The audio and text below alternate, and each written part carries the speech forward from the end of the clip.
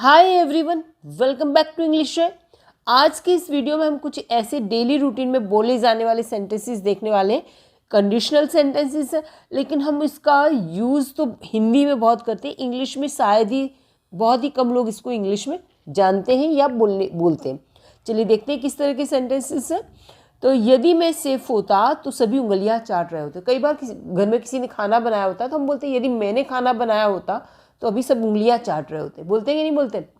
कई बार हम ऐसे भी बोलते हैं कि यदि लता यहाँ आई होती ना, लता अपने घर आई होती ना तो अभी सफाई कर रही होती। ठीक है, या लता यहाँ होती ना तो सफाई कर रही होती। क्लियर? यदि वो नेता होता तो भाषण दे रहा होता। वो नेता होता ना तो भाषण दे रहा, वो नेता बन गया होता तो बहुत अच्छा भाषण दे रहा होता, ऐसा भी बोलते हैं।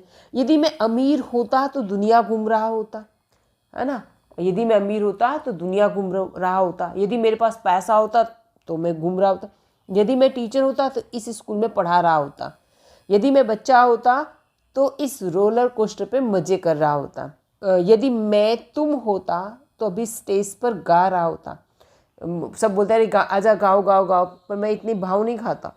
तुम्हारी जगह मैं होता तो मैं अभी चला जाता और अभी स्टेज पे गा रहा होता। यदि मैं अभिनेता होता तो सलमान खान के साथ अभिनय कर रहा होता। यदि मैं क्रिकेटर होता तो सचिन के साथ क्रिकेट खेल रहा होता। ऐसे बहुत सारे सेंटेंसेस हम डेली रूटीन में बनाते हैं। चलिए आज देखें इसे कैसे बनाएंगे। तो फर्स्ट ऑफ ऑल हमें क्या करना है, इसका स्ट्रक्चर देख लेना, अच्छे से स्ट्रक्चर समझ में आ जाएगा, फिर बनाने में कोई दिक्कत नहीं आएगी। तो देखिए सबसे पहले क्या है, यदि मैं सेफ होता, यदि लता यहाँ होती, यदि वह नेता होता, यदि मैं अमीर होता, यदि मैं टीचर होता, यदि मैं बच्चा होता, यदि मैं तुम होता। ठीक है, यदि मैं अभिनेता होता। आई होप कि आपको ये समझ में आ रहा होगा। ठीक है, इतने को अलग बनाएंगे, बाकी का सेंटेंस हम अलग से बनाएंगे। तो पहला हमारा ये है स्ट्रक्चर, ये देख लेते हैं।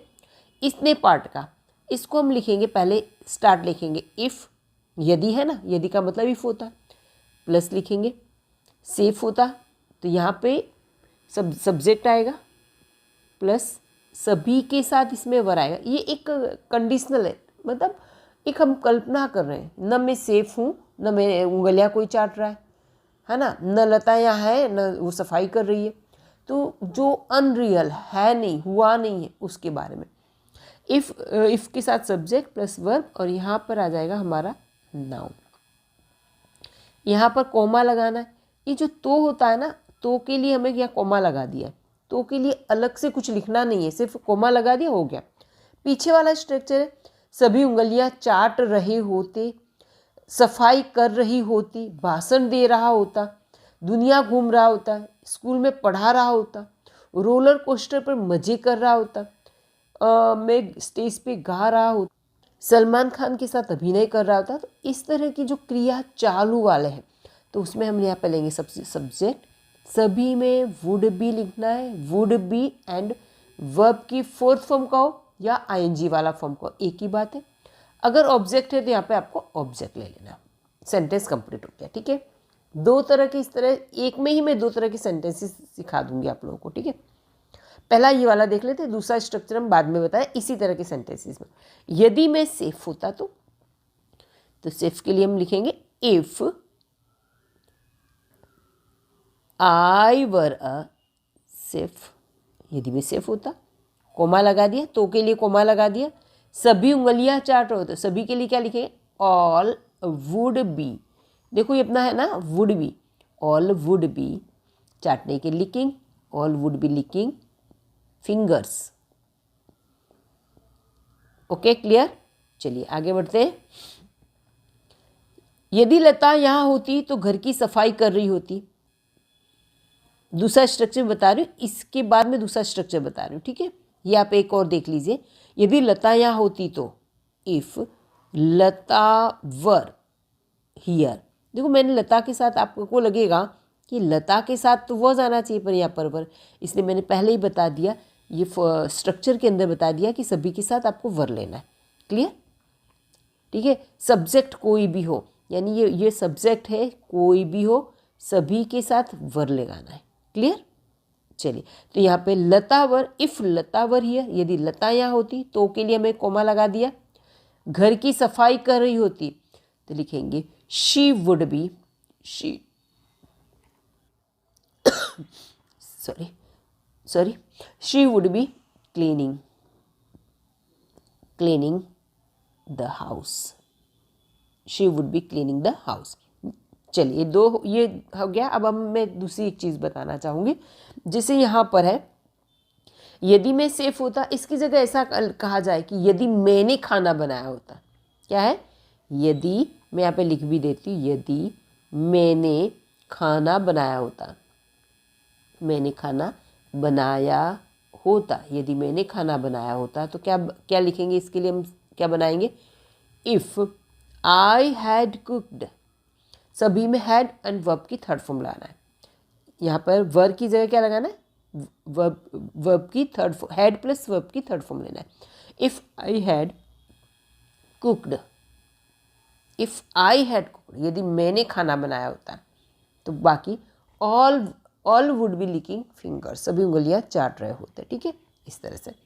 यहाँ पे दूसरा है यदि लता यहाँ होती, इसकी जगह यदि लता यहाँ आई होती, यदि लता यहाँ आई होती, होती की जगह आई होती तो चेंज होगा।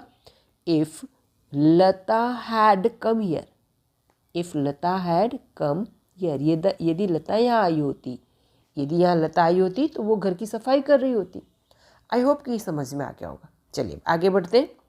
यदि वह नेता होता तो भाषण दे रहा होता है। सेंटेंस क्या बनेगा? If he were a leader, if he were a leader, यदि वह लीडर होता, he would be delivering a speech, delivering a speech। Okay. यदि मैं अमीर होता, ठीक है, if I were a rich man, यहाँ पर रिच नहीं आएगा, मैं बता देती हूँ, इसका डिफरेंस बता देती हूँ। इफ़ आई वर रिच, यदि मैं अमीर होता, comma I would be travelling, तो मैं दुनिया घूम रहा होता। I would be travelling the world, मैं दुनिया घूम रहा होता। चलिए अब यहाँ पे देखो, यदि मैं अमीर आदमी होता, ध्यान दीजिए, यदि मैं अमीर आदमी होता, इफ़ आई वर, तो यहाँ पे रिच की जगह में क्या लिया? अमीर आदमी होता तो अ रिच मैन, तब हम लगाते a rich man. Clear? Okay.